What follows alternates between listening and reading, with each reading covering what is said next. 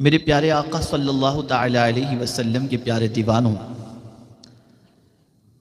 سلطان الہند غریب نواز رحمۃ اللہ تعالی علیہ کی زبان میں اللہ نے تاثیر عطا فرمائی تھی، اور آج بھی تاثیر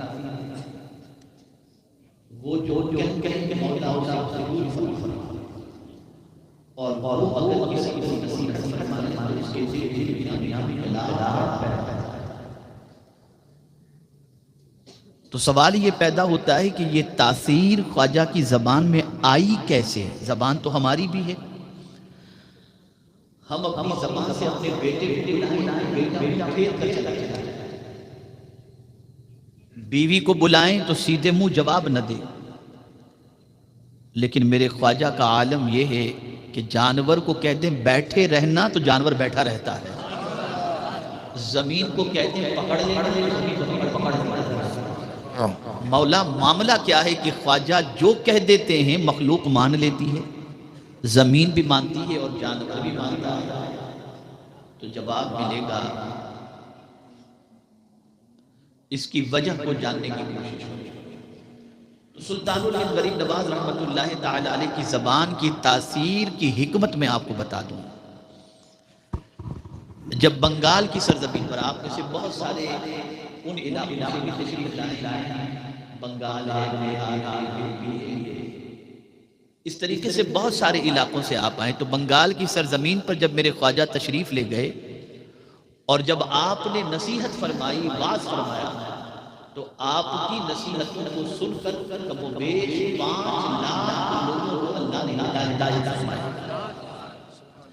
تو خواجہ نے اپنی ماں کو چٹھی لکھی، ماں اللہ کے فضل سے تمہاری دعاؤں سے اللہ نے 5 لاکھ بھٹکے ہوئے کو سیدھا راستہ دکھا دیا۔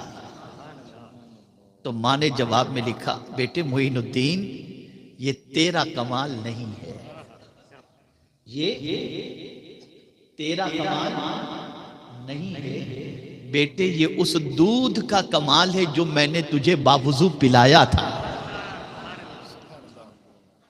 یہاں سے یہ بات سمجھ میں آئی کہ اگر مائیں اپنے بچوں کو باوضو دودھ پلائیں تو بچے کی زبان میں اللہ تاثیر پیدا۔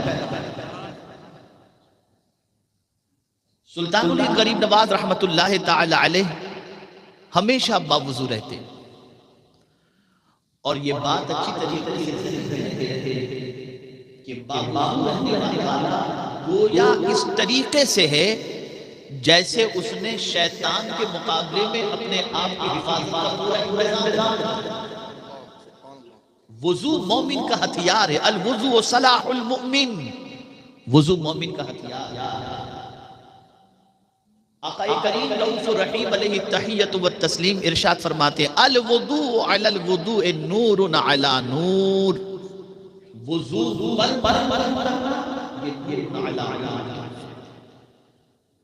اگر کوئی شخص باوضو رہے، ہمیشہ وضو کی حالت میں رہے، تو میرے آقا صلی اللہ علیہ وسلم فرماتے ہیں اس کی موت اگر وضو کی حالت میں آئی، اللہ سے شہادت کا مرتبہ عطا۔ اگر کوئی شخص ہمیشہ وضو میں رہے تو فرشتے اس کے مغفرت کی دعائیں ہیں۔ ہمیشہ باوضو رہنے والے کی سوچ پاکیزہ بن جاتی ہے، ہمیشہ باوضو رہنے والا ذکر الہی کا شوقین ہوتا ہے، ہمیشہ باوضو رہنے والا انسان اللہ عز و جل اور اس کے پیارے حبیب صلی اللہ علیہ وسلم کے ذکر میں رطب اللسان رہتا ہے۔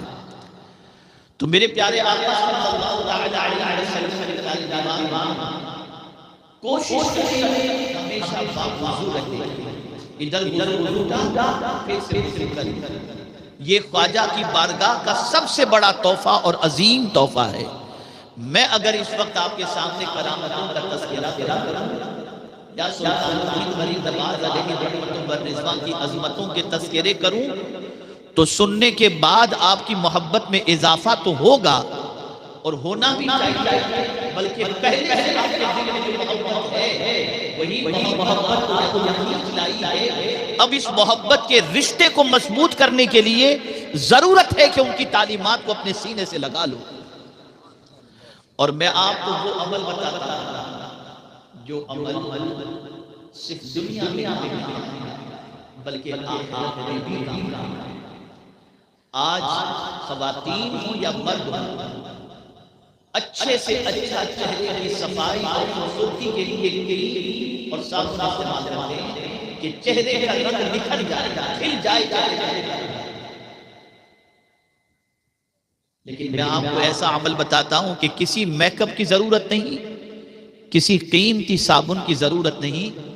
ایک عمل ایسا ہے جس کا رنگ، جس کی وجہ سے چہرے کا رنگ ایسا نکھرے گا کہ منو مٹی کے نیچے دفن ہونے کے باوجود بھی اس کا رنگ کبھی اترے گا نہیں۔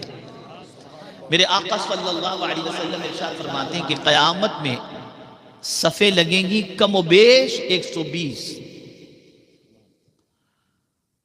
لیکن اس میں سب سے لمبی، سب سے زیادہ صفیں امت مصطفیٰ صلی اللہ علیہ وسلم۔ صحابہ نے کہا یا رسول اللہ صلی اللہ تعالی علیہ وسلم، بے شمار انسانوں میں آپ کیسے پہچانیں گے کہ یہ آپ کا امتی ہے؟ کیسے پہچانیں گے؟ اب اتنے بڑے مجمع میں ہی پہچاننا دور سے دشوار ہوتا ہے کہ یہ کون ہے۔ تو اس قیامت کے اندر جہاں انسانوں کا جنب غفیر ہوگا، آقا کریم صلی اللہ علیہ وسلم سے صحابہ پوچھتے ہیں کہ حضور قیامت میں اپنی امت کو کیسے پہچانیں گے؟ تو میرے آقا صلی اللہ علیہ وسلم نے فرمایا